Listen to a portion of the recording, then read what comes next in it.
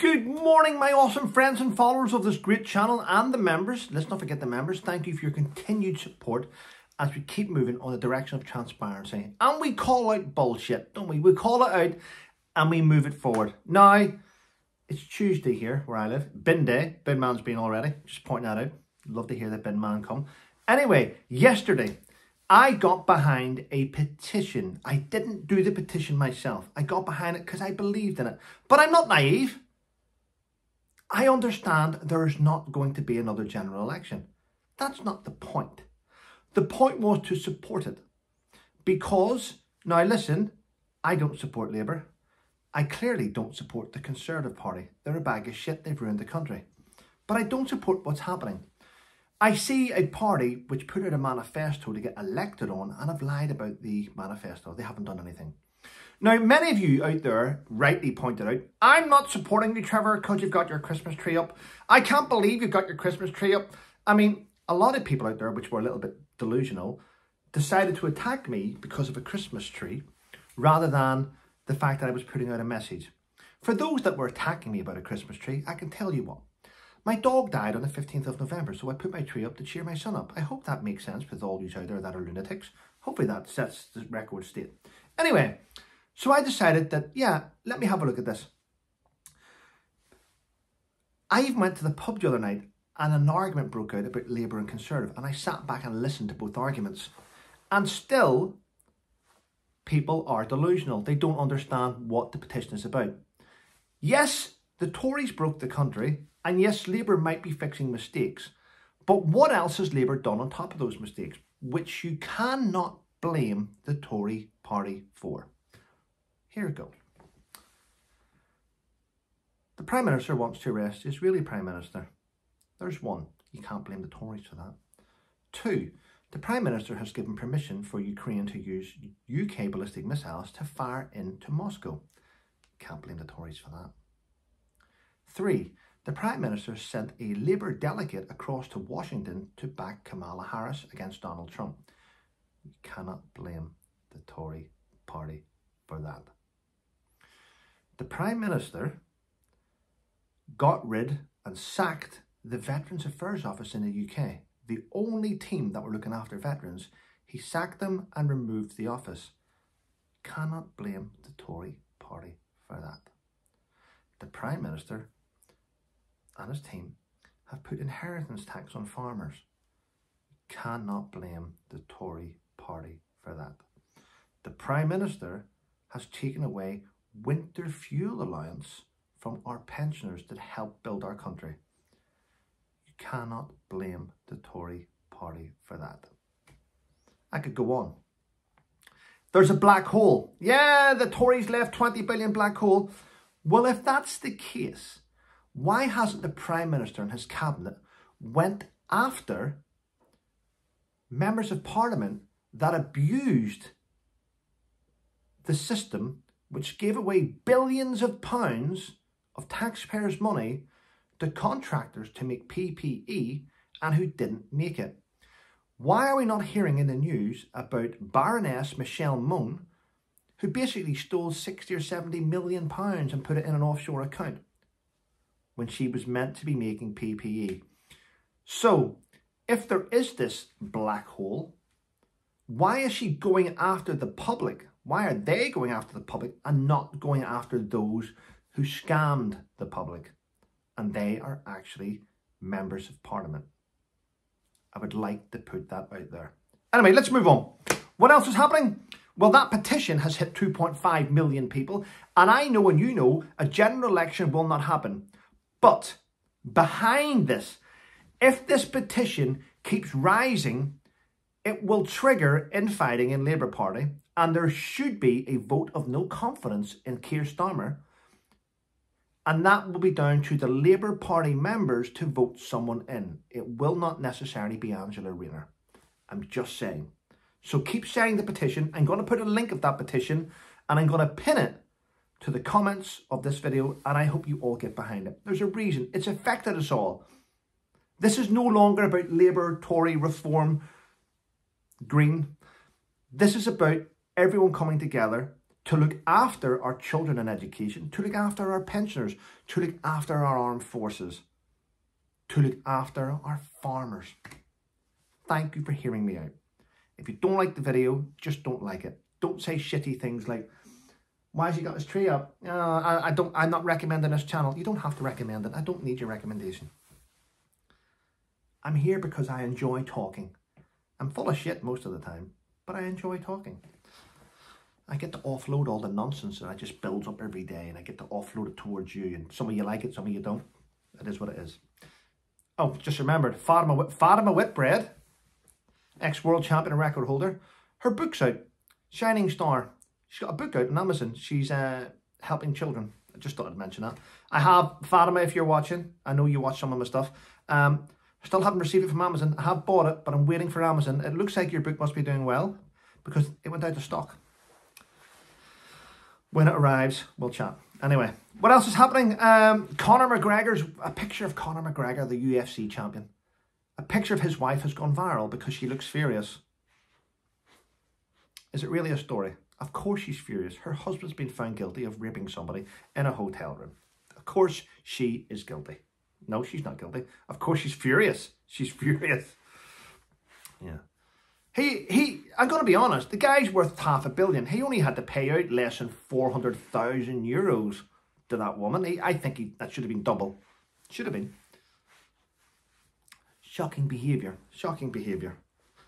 Oh, and this budget from the Chancellor, it's being hammered by everyone. It's being hammered by businesses. I mean, it's going to stop future investments happening in the UK if we keep going down this road. Stop hammering the people. Ordinary people being hammered.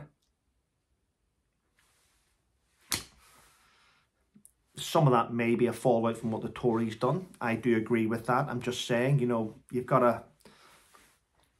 Yeah.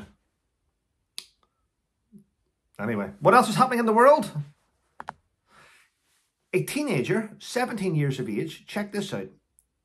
A teenager, 17 years of age, thought it'd be funny to film himself driving with his phone, and he was using his knees on the steering wheel to drive. Going at speed, he was overtaking cars, and the inevitable happened. He hit this woman, this mother.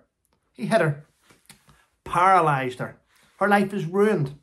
She had children to look after, to help upbring. He got 2 years in jail. Shocking. Now, that is shocking. So here's what. Do we increase the amount of years that these people do in jail? Or do we actually make a stance and stop 16, 17 and 18-year-olds from getting behind the wheel of a car? Do we increase the driving age to 21? Let me know in the comments. It seems like maybe a possibility of a good thing. But then there's the flip side of this. And I seen this the other day, actually. I was out with my partner in the car. And a pensioner, an old lady, she was old. I'm not going to try and guess her age, but she was definitely over 70. She just pulled, I was driving down the main road and she just pulled straight out.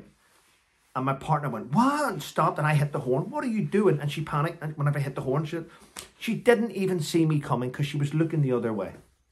So, I honestly believe we should raise the age of driving to 21. And I'm going to be honest, I think when you hit the age of 70, let's just say 70, I think you need to do another driving test to make sure that your reaction times are still of a certain speed.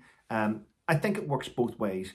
It shouldn't be you just pass your license at 18 and you drive for 75 years undetected. Because as you get older, and I know this because we all feel it, as you get older, joints get sore. I mean, everything gets sore as you get older. So when you get to a certain age, I honestly do believe you should do another driving test. If not, an eye test, hearing a lot of it. Honestly, that's just my opinion. Let me know what you think in the comments anyway.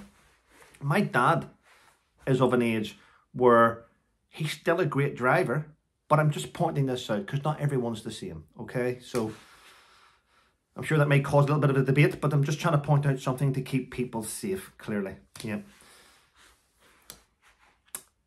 Right, now here's another story. And don't shoot me. Don't shoot the messenger. I'm pointing out what's in the media today. Labour ministers have now decided that they want to cut down on school exams in order to help the well-being and welfare of teachers.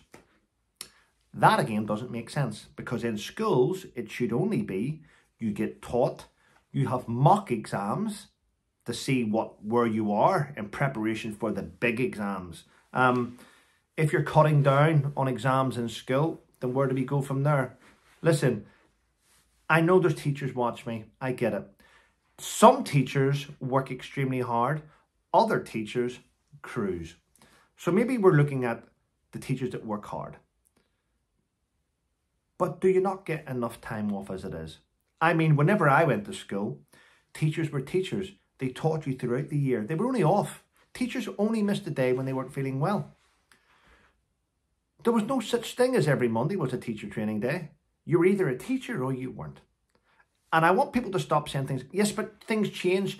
Things don't change academically 6 or 7 times through the year. They don't. What they should do is wait till the end of the year and then maybe have a teacher training day. Yeah? Or maybe during the 6 or 7 weeks summer holiday that you have. Everyone else gets 2 weeks nearly. Most jobs only get 2 or 3 weeks. But maybe during the school holidays, maybe turn up to a gymnasium in the school near you with your tables and chairs and learn. You don't need to sit in a comfy office. In fact, during this, many teachers taught from home. Do you remember when children had to go, remember when children were at home to learn? You know, during the lockdown, where parents became drivers, taxis drivers, we became chefs, we became PE teachers, we became maths teachers and history teachers and geography. We became teachers for that year. I mean, I'm still waiting on my qualification from the Education Board, my certificate to say, well done, Mr. Colt. During the lockdown, you achieved all these degrees and you taught your children. Has any parents got them? Nah. So, and you know what? Here's one for you. See, during the lockdown, when me and my wife were teaching our son, not once did we take a day off to train. We didn't. We asked Jeeves and we just used Google. So it can be done, can't it? There we go. Right, last story is this. And I will point it out. Please go and do your own research. Don't necessarily believe what I'm saying, because I know that people will take things verbatim. I may have changed a word or two, yeah, but the stories are true. Prince Harry. Prince Harry has now changed. People are saying, and speech experts are saying, he now has a little bit of an American twang. He's got a Californian twang where he's trying to fit in. In fact, not only is he trying to fit in, he's becoming more fun. He's out all the time. He smiles, he's laughing, he's integrating with people. Isn't that amazing what happens when your kidnapper's not with you? Isn't it? You start to become the guy you were before. When they get together and the rub of the hand, which is the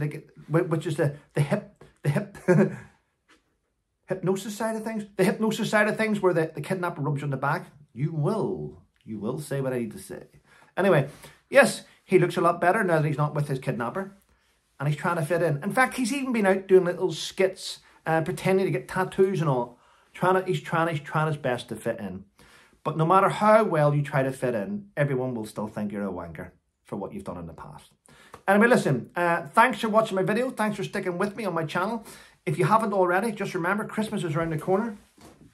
Christmas is around the corner. There's no reason why you can't go onto Amazon and buy one of my books. First Into Sang and Exploitation available. Great books. Good stocking fillers. So, thanks for your support. Have a wonderful day, everyone. And remember, stay safe.